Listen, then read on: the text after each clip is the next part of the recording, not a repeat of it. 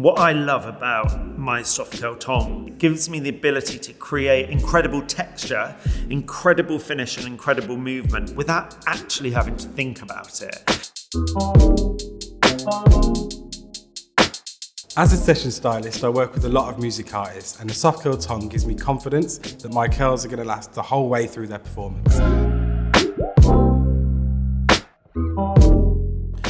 The soft curl tong is in my kit to create something very soft, as in with a wave, but still full of volume. And it is perfect for that voluminous, bouncy, soft kinks, soft textures and soft movement. The soft curl tong has a heat up time of just 25 seconds. So when someone's running off set and I just need to tweak their fringe, it's there instantly ready for me to use.